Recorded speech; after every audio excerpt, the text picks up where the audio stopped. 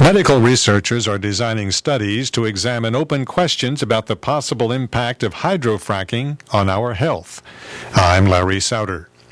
The National Institute of Environmental Health Studies is funding research at 16 universities, including the University of Pennsylvania, into whether fracking for natural gas affects the air we breathe and the water we drink. Dr. Marilyn Howarth is the Director of Community Outreach and Engagement for the Center for Excellence in Environmental Toxicology at the School of Medicine at the University of Pennsylvania. Dr. Howarth says open questions include the possible contamination of our water. As water is used in the hydraulic fracturing process, it is forcibly, sort of under pressure, put into the ground. And when it's there, it doesn't go in as pure water. It has a variety of constituents that are put in on purpose because these constituents, these chemicals, have uses that are important. And they're very different site to site because some of them are based on the kind of rock that's there. So if the drilling is going very easily, there may be different constituents than if the drilling is through a rock that is very hard to get through.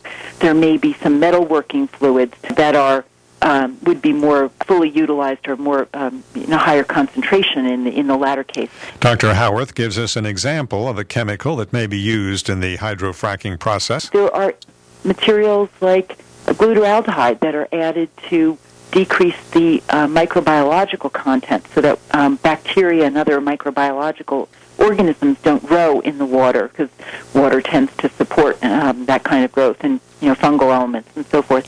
The drilling companies are not required to disclose what chemicals are used and where they are used. One site might be very different in terms of its exposure if someone were to be exposed to that water than another site. And so there may be exposure issues that we don't fully understand. Dr. Howarth says no one has looked into what the impact of the combination of those constituents might be. Sometimes individual chemicals are more toxic when several in the same class or several in different classes are added together. Sometimes they're less toxic, but that is an open question that really should be explored.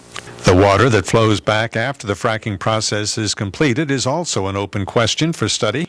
It not only has the materials that were put in, the chemicals that were put in for the process, but it also has dissolved a number of salts and also taken with it some of the radioactive materials that naturally occur underground. And so this flowback water is what it's called, the water that comes back out, is really that much more complicated in its constituents. Where the flowback water ends up could be significant. It may have a salinity that, if just spread around the ground, would grossly contaminate the ground simply by its salt content. Salt there may contaminate ground so that it wouldn't support crops. Or if put into a waterway immediately adjacent to the fracking site, would make the salinity in that water inappropriate for certain fish and other aquatic life. There's a variety of constituents and a variety of the concentrations of those constituents that are not fully disclosed by the drilling companies. There is some voluntary disclosure. There is a site where some companies disclose some of their chemicals, and that has given us some understanding of what the potential toxicity might be. There's no requirement that companies disclose the exact concentrations of chemicals in any circumstance. Based on experiences with fracking, the drilling companies are making changes in their procedures. The natural history of any new industrial process is that as we begin to put it in place, we find problems, both in engineering problems and health problems and potential other problems that then are able to be solved. But unless there's adequate attention given to looking into the potential problems that are there, you can't solve a problem that you don't know about.